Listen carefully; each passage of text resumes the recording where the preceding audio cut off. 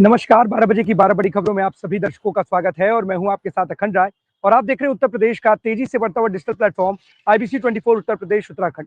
12 बजे की महत्वपूर्ण खबरों की शुरुआत करते हैं। आपको बता दें, बिहार में तो चुनाव चल ही रहे हैं, लेकिन 2026 के पंचायत चुनाव के लिए राज्य निर्वाचन आयोग ने सभी जिले के जिला अधिकारियों को निर्देशित किया है कि जो तमाम तैयारियां उसको पूरा कर लिया जाए और इसी को लेकर के कहीं ना कहीं राज्य निर्वाचन आयोग ने भी अपनी तैयारी पूरी कर ली है।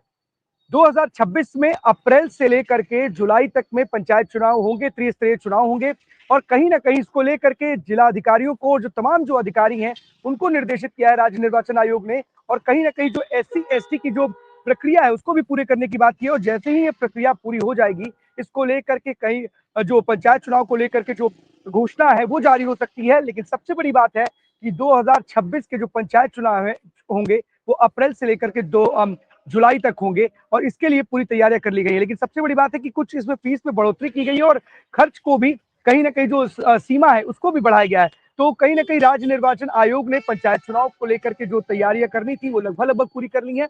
अब SC और ST जो प्रक्रिया है उस जो क्षेत्रवाद आरक्षण की बात होती है वो जब पूरी हो जाएगी उसको लेकर के उसके बाद नोटिफिकेशन जारी हो जाएगा।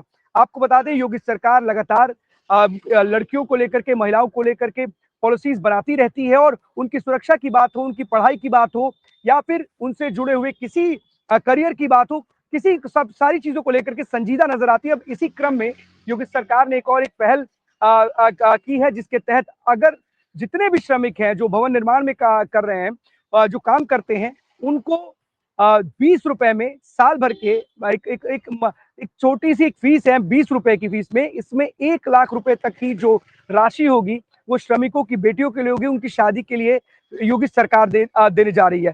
सबसे बड़ी बात है कि ये शुल्क 20 रुपए का है जो आप रजिस्ट्रेशन करा सकते हो और निःशुल्क है, किसी तरीके कोई एक्स्ट्रा चार्ज नहीं है, पर एक ये तरीके से मानदेय है और आपको 20 रुपए के शुल्क में 1 लाख रुपए तक आपकी बेटी की शादी के लिए आपकी व्यवस्था की जाएगी।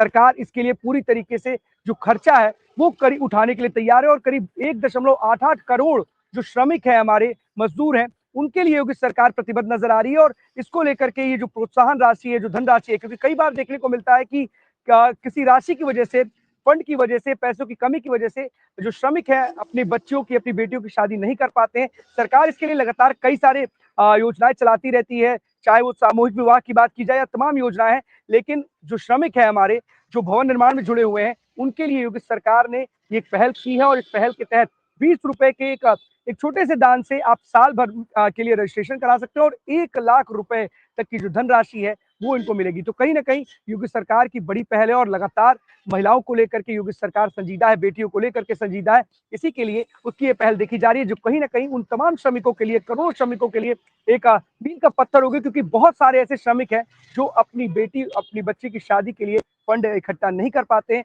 उनके लिए योगी सरकार ने इस फंड की व्यवस्था की है। अब चलते हैं अपने सभी सहयोगियों के पास, एक एक करके हमारे साथी हमारे साथ 5 की बड़ी खबरें उनके शहरों की है वो बताएंगे। सबसे पहले चलते हैं आदर्श के पास। आदर्श हमारे साथ हरदोई से जुड़े हुए हैं। अखंड जी, आज हम बताना चाहेंगे, हम हरदोई जनपद के आज समाजवादी पार्टी के नेता के साथ हैं जो अभी इन्होंने जो नगर पालिका अध्यक्ष का इलेक्शन दे चुके हैं और अभी इनकी एक सोशल मीडिया पर एक वीडियो वायरल हो रहा है, वो ट्रेंड कर रहा है। यहाँ की जो समाजवादी पार्टी के नेता है अपनी गाड़ी में जा रहे होंगे, वहाँ पर एक पत्थर अध्यक्ष यादव का लगा हुआ था जिसके लिए अपने हाथों से उसकी सफाई कर रहे हैं, पहुंच रहे हैं। उसको लेकर हम उनकी जानकारी करेंगे आगे क्या है पूरा मामला। और DAP खाद जो अपना किसान एक अन्नदाता है, किसानों को DAP को लेकर मारामारी चल रही है, उसको लेकर हम इसकी जानते हैं कि आप DAP को लेकर वो क्या कहते हैं। सर, क्या नाम है आपका? राम ज्ञान गुप्ता, समाजवादी व्यापार सभा का जिला प्रदेश सचिव भी हूँ और हरदोई नगर पालिका से पार्टी से चुनाव लड़ा। सोशल मीडिया पर आपका जो पोस्ट आपने डाली वो ट्रेंड कर रही है कि आप एक आप उसकी सफाई कर रहे हैं, तो क्या है पूरा मामला? ये पत्थर नहीं है, ये माननीय जी का विकास है। माननीय अखिलेश यादव जी सरकार में मुख्यमंत्री जी थे तो पूरे हरदोई जनपद में जितने भी बड़े पुलिया बने हैं, रोड बने हैं, वहां पर सब माननीय अखिलेश यादव जी के पत्थर लगे हो। चाहे बेड़ी जोड़ का पुल हो, लगभग 2 किलोमीटर लंबा बना है, चाहे कुसुमखोर का पुल हो, करीब 1.5 किलोमीटर का लंबा बना है, चाहे बाजार का पुल हो और चाहे चौसार का पुल हो, चाहे मचनी का पुल हो, चाहे श्रीमऊ का रोड हो, चाहे श्रीमऊ से कुसुमकोर का रोड हो, हाईवे हो, जितने भी विकास कार्य हुए समाजवादी सरकार में हुए और सब माननीय जी अखिलेश यादव जी के पत्थर लगे हैं। तो उधर से मैं निकल रहा था, पत्थर पे धूल गर्दा लगी थी, तो मैं अपनी गाड़ी से उतरकर माननीय जी का पत्थर साफ करने लगा।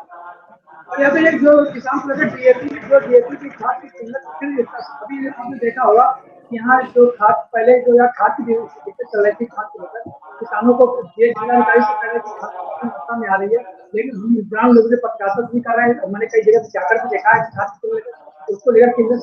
अब जो है गेहूँ की फसल के बाद जो खाद वगैरह उसको लेकर भी मारामारी चल रही है, इसको लेकर देखो यूरिया की बात रही हो, किसान को यूरिया भी नहीं मिली, किसान परेशान रहा। आज डीएपी की बात है, सरकार के जो वादे सब झूठे और खोखले हैं। कैसे किसान की आय दूनी होगी? किसान की आय दूनी कैसे होगी जब किसान अपनी फसल ही नहीं बो पाएगा? तो आय दूनी कैसे हो पाएगी? आज जब किसान को डीएपी की जरूरत है तो वो किसान लाइन में लगा है, तब भी खाद नहीं मिल पा रही है। खाद आज किसान को लेकर मिल रही है, 1800 की बोरी किसान लेने पर मजबूर है, लेकिन सरकार द्वारा कोई भी कहीं भी खाद नहीं मिल रही है। आज हमारे किसान जहां भी खाद मिलती है वहां पर देखिए लाइन लगी किसानों की, लेकिन कोई भी खाद यहाँ का चाहे नेता हो चाहे विधायक हो, सांसद हो, बड़ी बड़ी बातें करते हैं, लेकिन आज किसान हमारा वास्तविक परेशान है, खाद नहीं मिल पा रही है। अभी यहाँ पर हमने देखा है, अभी हम गए वहाँ पुल को लेकर कई बार टूटे बने पड़े हुए हैं, तो वहाँ पर कुछ भी नहीं बना होगा, और यहाँ पर जो है उसको लेकर भी हमने कई जगह देखा।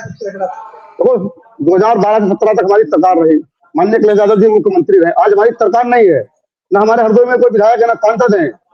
समाजवादी पार्टी के एक भी विधायक न सांसद है। यहाँ पर भाजपा के 8 विधायक हैं, 2 सांसद हैं, 3 मंत्री हैं, लेकिन यहाँ पर कोई विकास कार्य नहीं है। पुलों के बगल में जो बहुत बड़े बड़े गड्ढे हैं, अगर जरा धोखा हो जाए तो वहां के जो राहगीर है उसके गड्ढे में चले जाएंगे। यहाँ का कोई भी जनप्रतिनिधि और प्रशासन कोई ध्यान नहीं दे रहा है। और रोडों की बहुत हालत खराब है, यहाँ के रोड सब गड्ढा युक्त है। सरकार कहती है पूरे रोड हमने गड्ढा मुक्त करा दिए, लेकिन ऐसा कुछ नहीं है। पूरे जनपद के सभी रोड जर्जर पड़े हैं, गड्ढा मुक्त रोड है, गड्ढा युक्त रोड है।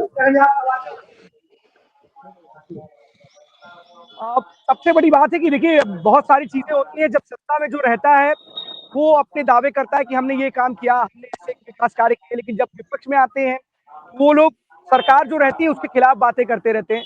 शायद समाजवादी पार्टी विपक्ष में इस तरीके की बातें कर रही है। एक सवाल है आपसे भी, क्योंकि देखिए हरदोई से बड़े नेता है राम नरेश अग्रवाल और उनके बेटे और आपके साथी रहे हैं, तो आपको लगता है कि जब समाजवादी पार्टी में थे तो हरदोई के विकास बीजेपी में आ गए तो जो गड्ढा युक्त जो मुक्त सड़कें होनी थी गड्ढा युक्त बड़े बड़े गड्ढे हो गए? तो क्या मतलब समाजवादी पार्टी का वहां पर इस सरकार थी, जब समाजवादी पार्टी के साथ थे तो हरदोई में बहुत सारे विकास कार्य हुए, लेकिन जब वही जो बड़े नेता है बीजेपी में क्या विकास आप क्या मानते हैं इस पर? देखो उनकी पहली बात तो कोई पार्टी नहीं है। वो जब भी पार्टी बदलते हैं अपना विकास करने के लिए, जो उन्होंने आज से अधिक संपत्ति जमा की उसको बचाने के लिए, अपने परिवार को बचाने के लिए। हरदोई जनपद में ना स्वास्थ्य व्यवस्था सही है, चाहे आप शिक्षा व्यवस्था देख लीजिए, चाहे रोडों को देख लीजिए, हरदोई में कोई भी विकास कार्य नहीं। जो भी विकास कार्य हुए हैं वो समाजवादी सरकार में हुए हैं, माननीय अखिलेश यादव जी के पत्थर लगे हैं। चाहे रोड में सुविधा हो, चाहे ड्रामा सेंटर हो, चाहे महिला अस्पताल हो, चाहे किसान बाजार हो, जितने भी विकास कार्य हुए, चाहे रोड की बात कर लो, चाहे एम्बुलेंस हो, जितने भी स्वास्थ्य विभाग में जो भी काम हुए हैं हरदोई में समाजवादी सरकार में, यहाँ के जो विधायक हैं वो सिर्फ अपना और अपने परिवार का भला सोचते हैं, जनता का तो उन्होंने कोई भला नहीं सोचा। हरदोई की वो हालत है, जरा सी बरसात होती है तो लोगों को आम जनमानस को निकलने में बहुत दिक्कतों का सामना करना पड़ता है, पूरा जल भरा हो जाता है। यही हरदोई का उनका विकास है। हरदोई का विकास आप बता रहे हैं अपने हिसाब से, बीजेपी के लोगों से पूछेंगे तो बोलेंगे समाजवादी पार्टी ने कुछ नहीं किया था, हम आए तो हमने बहुत कुछ किया है। तो देखिए पार्टी है, वो अपने 4 विकास कार्य बता दे, 4 विकास कार्य बता दे जो उन्होंने इस 9 साल की सरकार में किए हों। सिर्फ उन्होंने अपना विकास किया है, गाय के नाम पर, गंगा के नाम पर, हिंदू मुस्लिम के नाम पर जनता को लड़ाते हैं और धन उगाही करते हैं, कोई विकास कार्य नहीं करते हैं। सिर्फ पब्लिक को धोखा देते हैं और जुमलेबाजी करते पब्लिक दिखाते हैं। वो कहते हैं आपने अच्छा एक चीज बड़ा दिलचस्प है, आपने बड़ी अच्छी बात की है विकास कार्यों की बात में। समाजवादी पार्टी के विशेष काम जरा आप आरोप लगते रहते हैं, बीजेपी वाले आरोप लगाते रहते हैं कि समाजवादी पार्टी ने काम गिनाने पे आएंगे 2-4 काम क्या गिना नहीं पाएगी, जरा अच्छे काम गिनाइए, कम से कम बीजेपी वाले देखे तो समझे तो समाजवादी पार्टी ने क्या बेहतर कार्य किया बीजेपी ने कुछ नहीं किया। आप जरा बताइए कम से कम। जनता के हित के विकास कार्य मैं बता रहा हूँ। समाजवादी सरकार ने समाजवादी एम्बुलेंस 108 एम्बुलेंस चलाई, महिलाओं के लिए समाजवादी 102 एम्बुलेंस चलाई, 100 डाल समाजवादी सरकार में चली।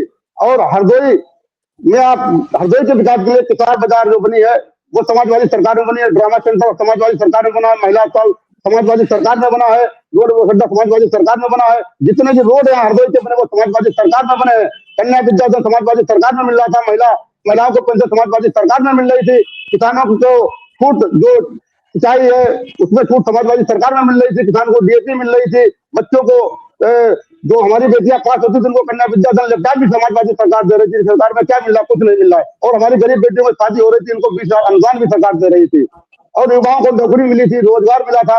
हमारे व्यापारियों को व्यापार करने में बहुत सी सहूलतें मिल रही थी। सरकार में आज व्यापारी पूरा परेशान है, छात्र, नौजवान, किसान सब परेशान है। देखिए, सबसे बड़ी बात है कि समाजवादी पार्टी के आप जुड़े हुए हैं और बड़ी अच्छी बात है। देखिए, विकास तो होना ही चाहिए और विकास जनता से जुड़ा हुआ होता है, और जब विकास होगा तो जनता का विकास होगा। तो तमाम ऐसे मुद्दे हैं जिसको गिनाया भाजपा के नेताओं से जब विकास की बात करो तब हिंदू मुस्लिम की बात करते हैं, शिक्षा की बात नहीं करेंगे, विकास बात नहीं करेंगे, रोजगार की बात नहीं करेंगे। सिर्फ उनके पास हिंदू मुस्लिम का मुद्दा, कोई मुद्दा नहीं है, विकास का भी कोई मुद्दा नहीं। लेकिन 2027 के चुनाव में जनता इनको सत्ता से बाहर करेगी और समाजवादी पार्टी की सरकार प्रचंड बहुमत की सरकार बनेगी। दिक्कत है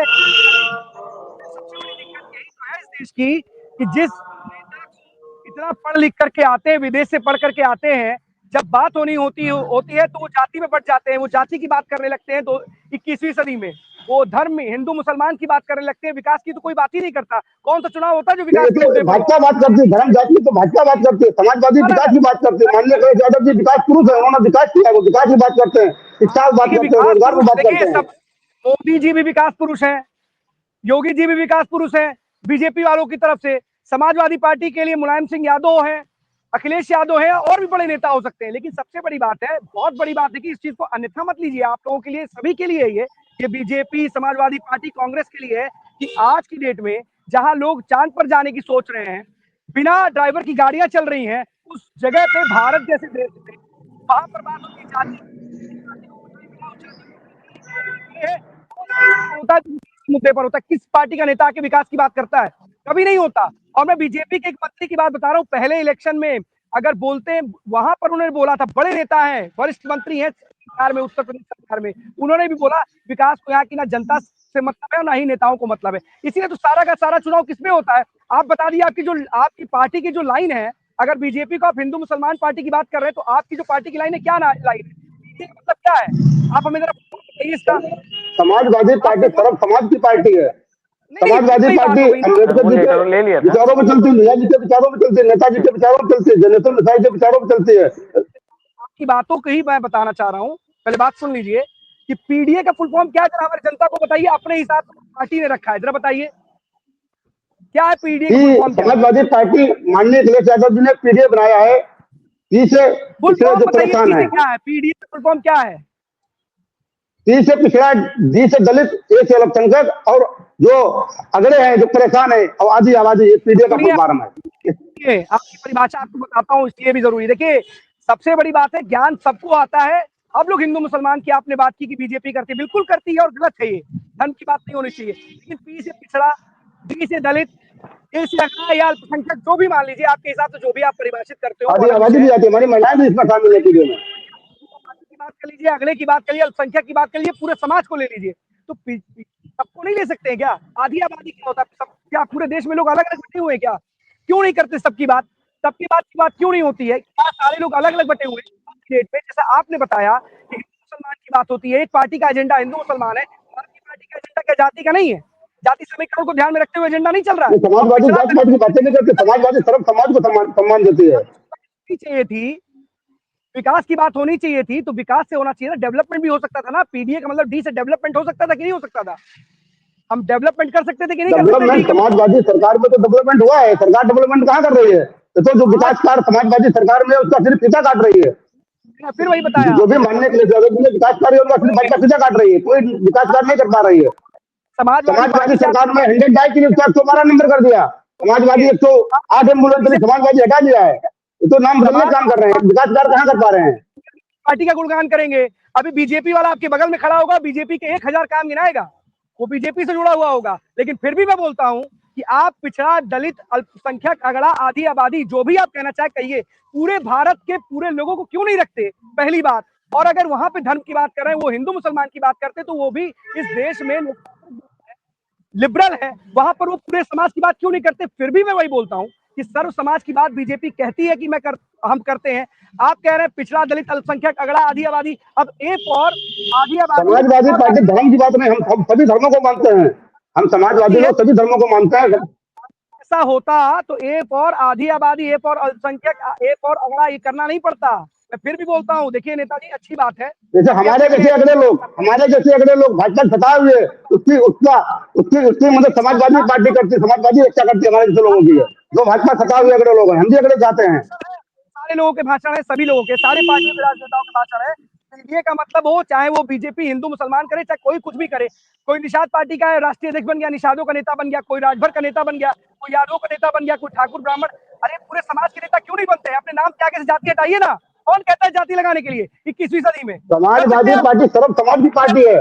माता प्रसाद पांडे जैसे प्रतिपक्ष नेता हमारी पार्टी में वो भी ब्राह्मण समाज से आते हैं। समाजवादी पार्टी सभी वर्गों को सम्मान देती है। उन्हें अपने हिसाब से अपना एजेंडा सेट कर रखा है, चाहे वो किसी भी दल का हो।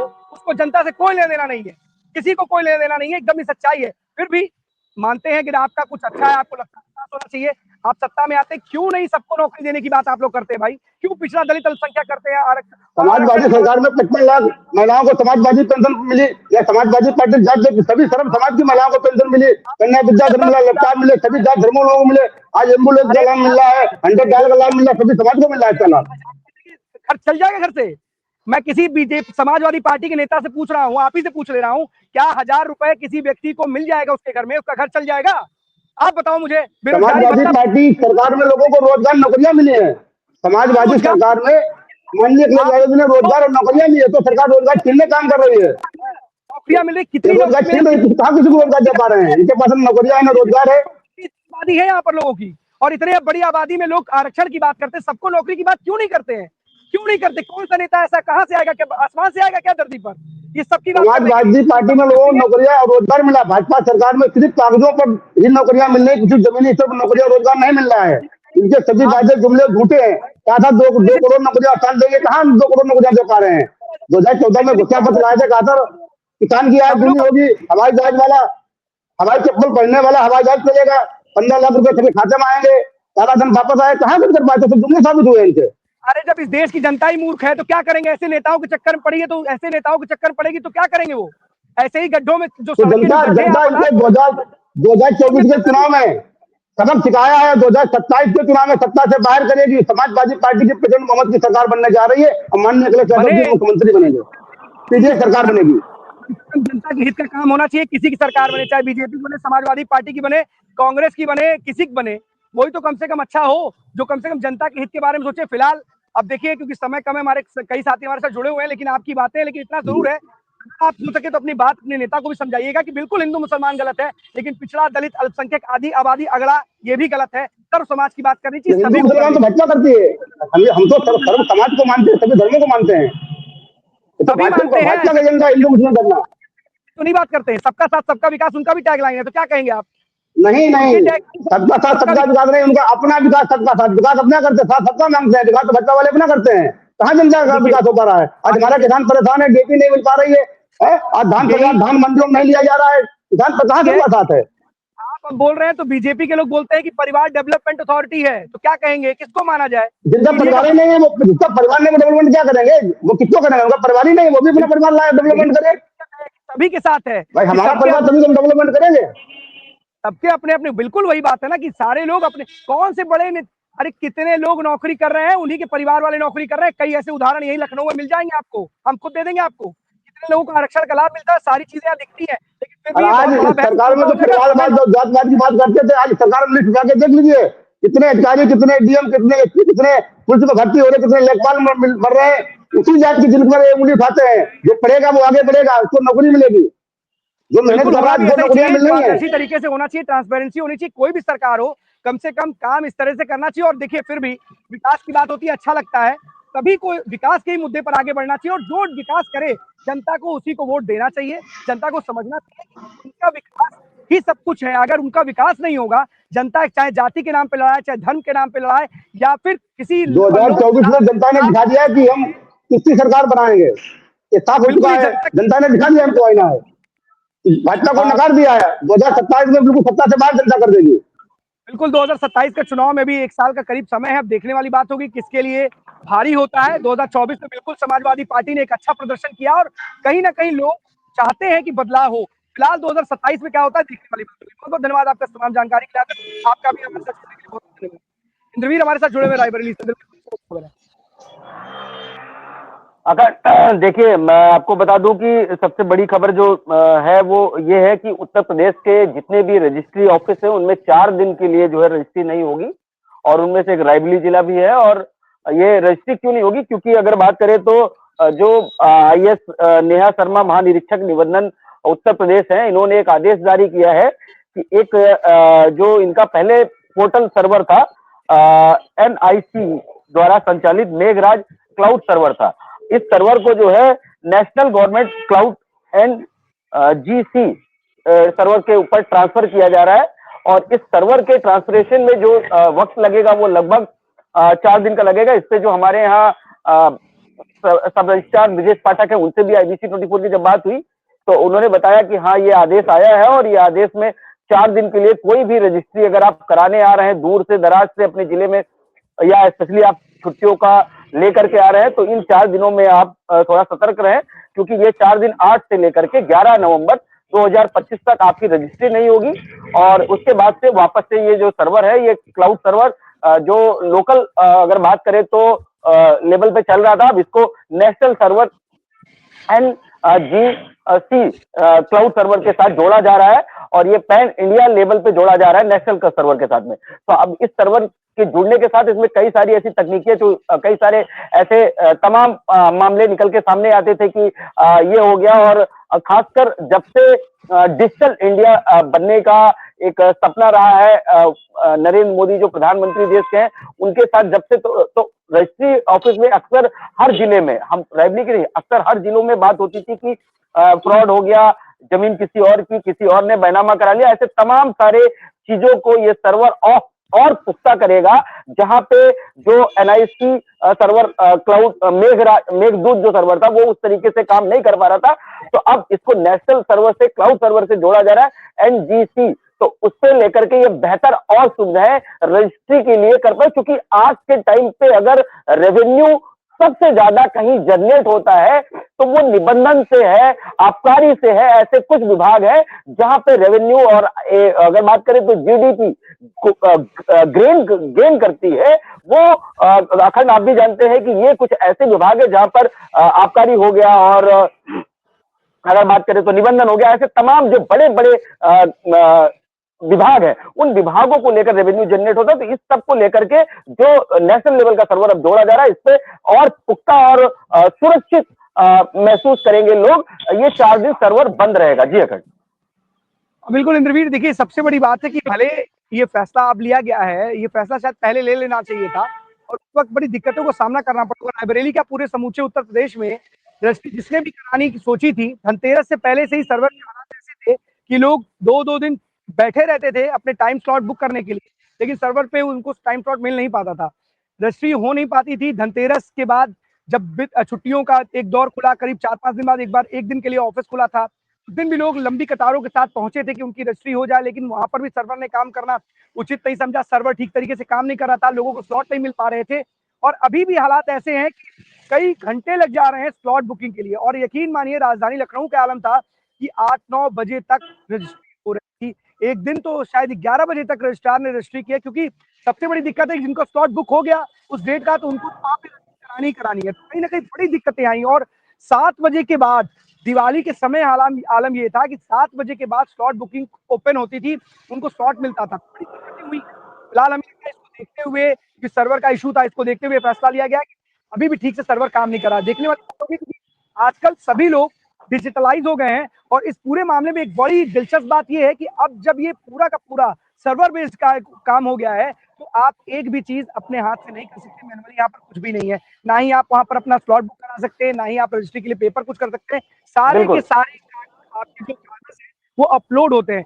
कहीं ना कहीं पारदर्शी प्रक्रिया बनाने के लिए पूरी की पूरी ये जद्दोजहद है, लेकिन इसकी वजह से कई बार लोगों को दिक्कतों का सामना करना पड़ता है। कोई कहीं से छुट्टी लेकर के आया था रजिस्ट्री कराने के लिए, उसकी रजिस्ट्री नहीं हो पाई। शायद यही कारण है कि जिस तरीके से निबंधन विभाग ने ये पूरा फैसला लिया और कुछ दिनों की छुट्टी का ऐलान किया है कि निबंधन कार्यालय में बहुत बड़ी तादाद में भीड़ इकट्ठा होती थी अपनी रजिस्ट्री के लिए, लेकिन उनको स्लॉट ही नहीं मिल पाता था और सर्वर के ना काम करने की वजह से लोग वापस बैरंग लौट जाते थे, उनकी रजिस्ट्री नहीं हो पाती थी। बहुत सारे ऐसे हालात राजधानी लखनऊ में भी है और मुझे लगता है कि राजधानी लखनऊ में है तो शायद रायबरेली, कानपुर, प्रयागराज, समूचे उत्तर प्रदेश में भी कुछ ऐसी हालत हो, सर्वर एक ही होता है। बहुत बहुत धन्यवाद आपका इस महत्वपूर्ण जानकारी केंद्र भी। अवनीश कानपुर से जुड़े हुए, अवनीश कौन सी बड़ी खबर है?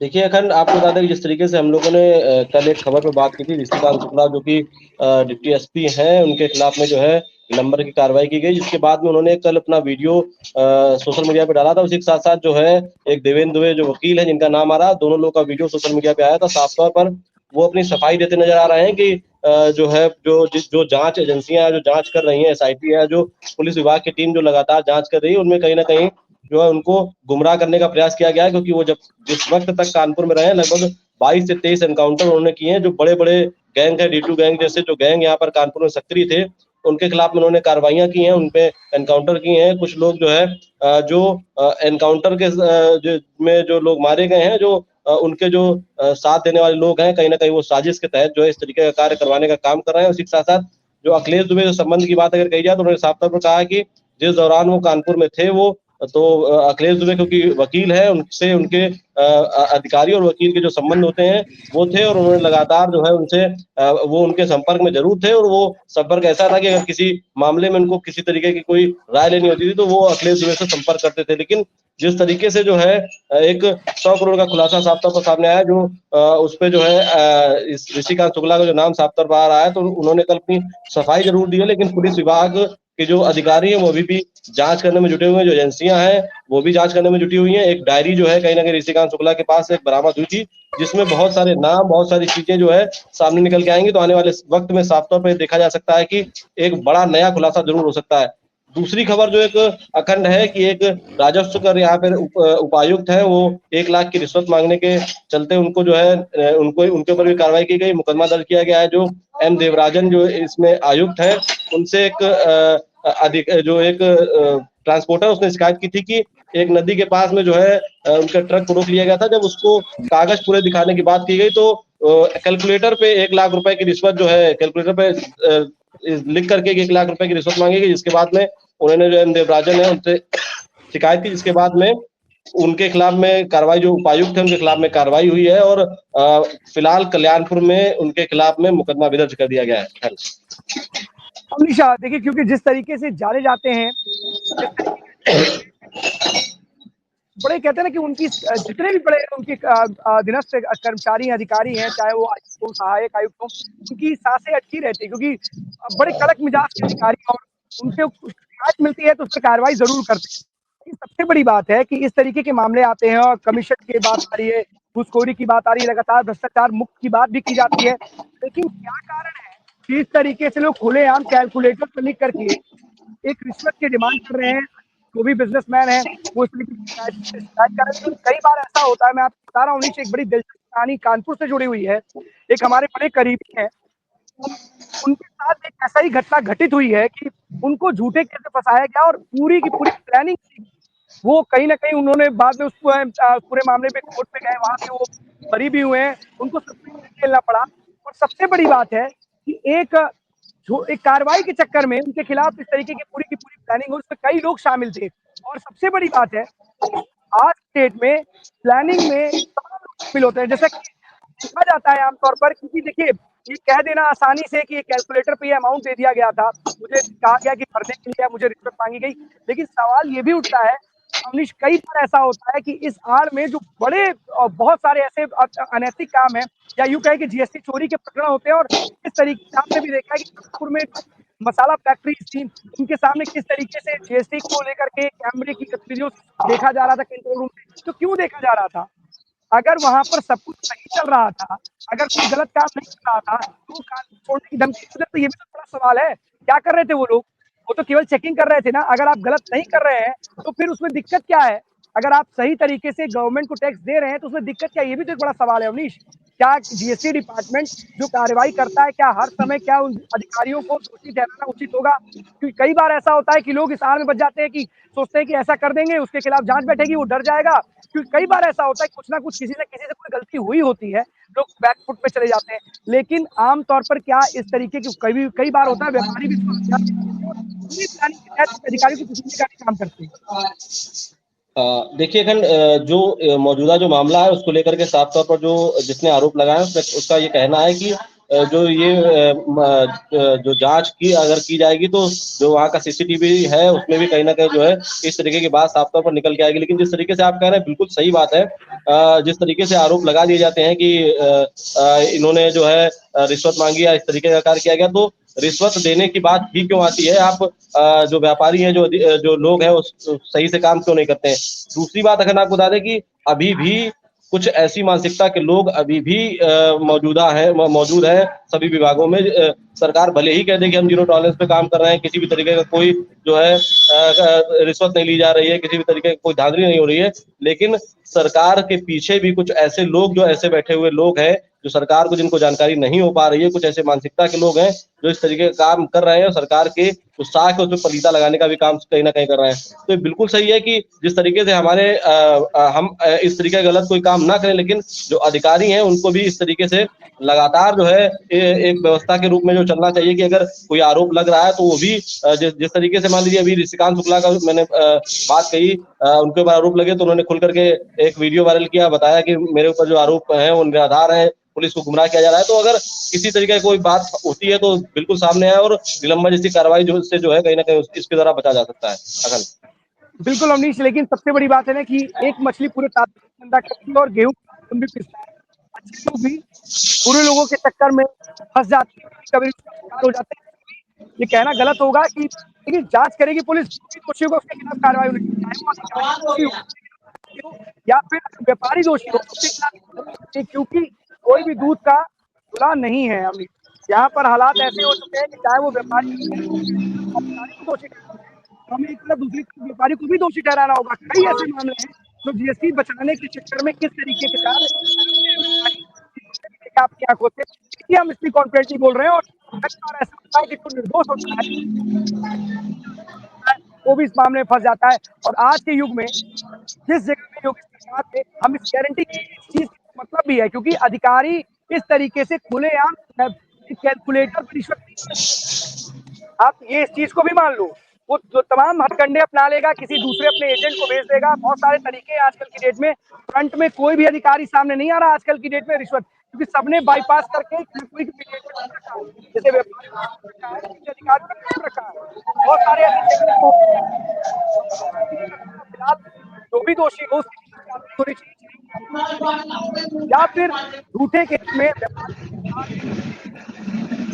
क्योंकि आप कानपुर से हैं अवनीश और तमाम आपने खबरें बताई हैं टीवी पर, और ये जो ऋषिकांत शुक्ला का मामला, इसमें भी एक दिलचस्प कहानी है कि कई लोग ब्लैकमेलिंग करके पैसा कमाते थे। ये चीजें इसमें भी निकल करके सामने आई है और ऐसे तमाम मामले राजधानी नहीं पूरे देश में धन अर्जित करते हैं, उगाही करते हैं, किसी को फंसाने का काम करते हैं और किसी निर्देश को कहीं ना कहीं फंसा करके उनको भी परेशान करने का काम करते हैं। फिलहाल ये पुलिस का काम है, जांच करनी है और उस जांच में जो भी दोषी होते हैं उसके खिलाफ कार्रवाई करनी है। बहुत बहुत धन्यवाद आपका तमाम जानकारी के लिए। जितेंद्र बस्ती से जुड़ चुके हैं। जितेंद्र, कौन सी बड़ी खबर बस्ती से?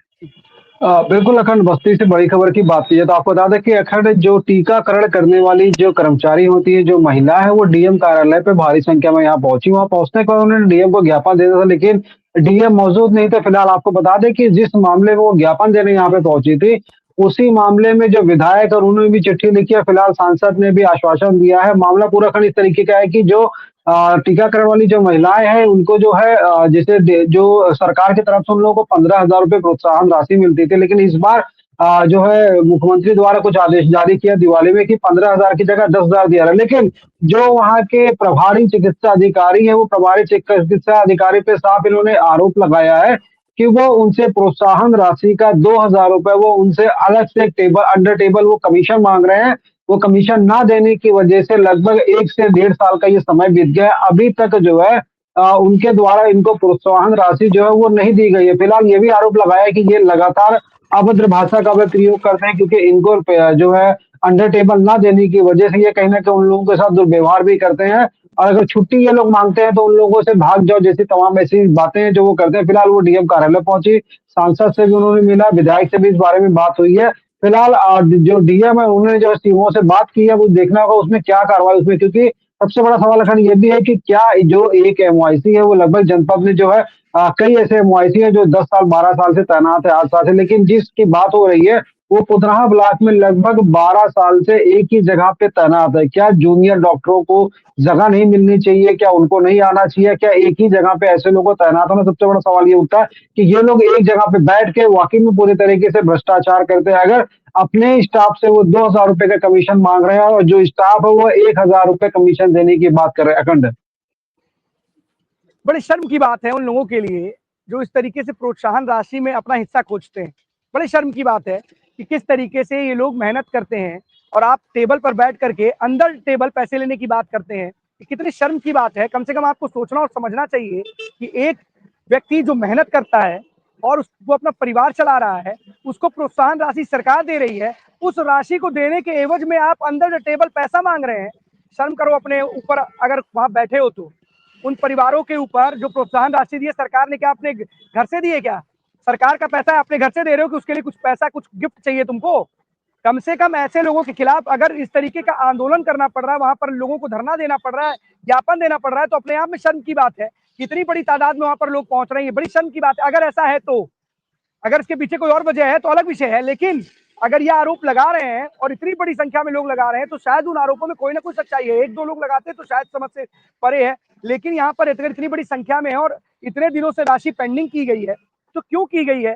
सरकार ने दे दिया है तो सरकार जब दे चुकी है तो आपको देने में दिक्कत क्या है? ये भी एक बड़ा सवाल है। अंडर द टेबल की बात कही जाती है। बहुत सारे ऐसे मामले, मैंने आपको बताना एक बड़ा दिलचस्प किस्सा सुनाता हूँ जितेंद्र। एक बार मैं एलडीए दफ्तर में पहुंचा था और एलडीए दफ्तर में जब गया मैं तो वहां पर एक बड़े अधिकारी बैठे थे।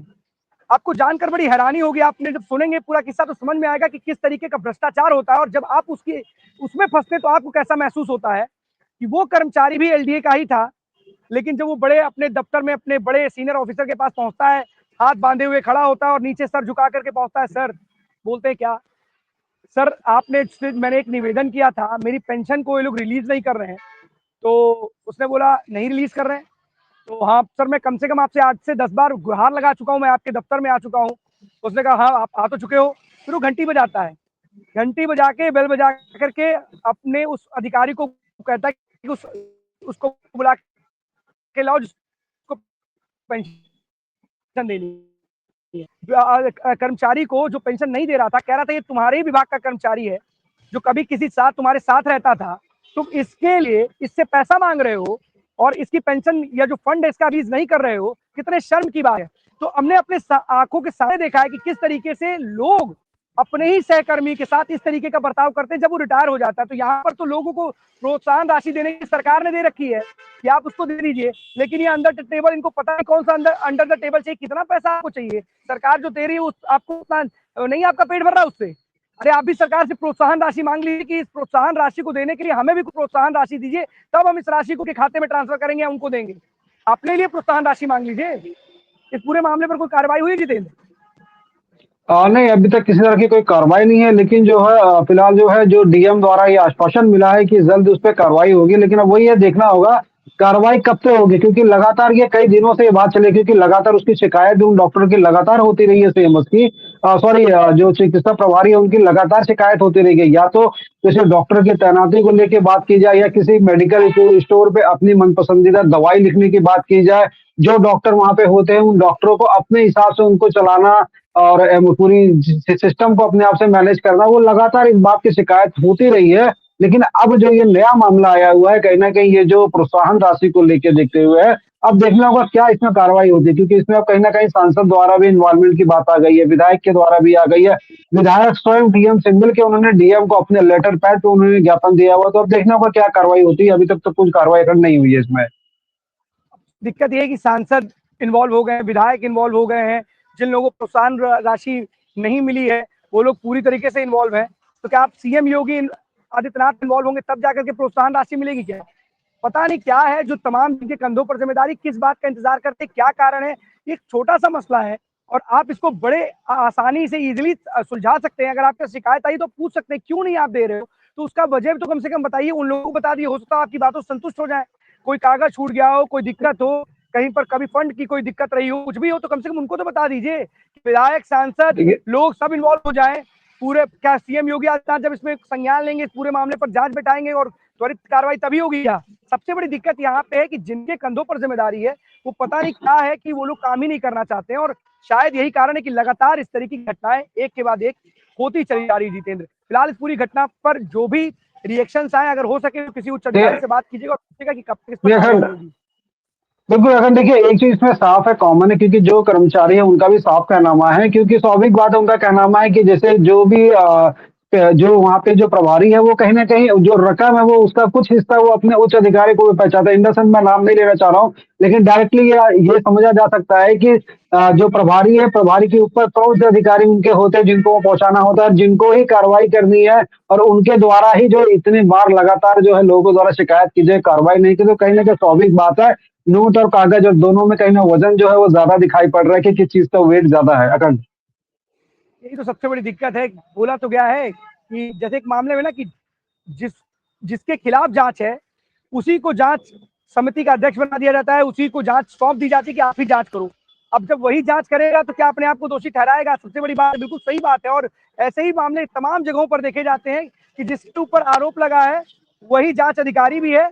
अब वो अपने ऊपर लगे आरोपों पर किस तरीके की जांच करेगा, ये अपने आप में देखने वाली बात है। फिलहाल इस पूरे मामले में इतना ही कहना, कम से कम उन लोगों की प्रोत्साहन राशि दे दीजिए, कम से कम रहम कीजिए। सरकार ने फंड अपने पास से दिया है, आपके घर से नहीं लाए हैं, और अगर उन लोगों का पैसा है तो उनको जरूर दीजिए, उनका परिवार है, और ये राशि सरकार ने कुछ सोच समझ के ही उनको दी होगी।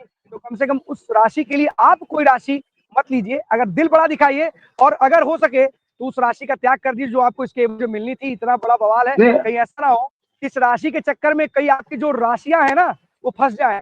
और सी ऐसी राशि नहीं होती है अखंड ना, देखिए कभी कहीं ना कहीं अगर काम कार्रवाई हो जाएगी तो फंस जाएगी वो राशि आपकी, तो इस नहीं राशि को अखंड देखिए छोड़वाइए। प्रोत्साहन अगर बात की जाए तो प्रोत्साहन राशि की बात ठीक है, लेकिन इसके अलावा बात की जाए जो उस सेंटर पे जो वहाँ के जो स्वीपर है, जो उस स्वीपर को भी सैलरी नहीं दी गई है, उसकी उससे भी जो है कमीशन मांगा जा रहा है, तो अखंड ये भ्रष्टाचार है।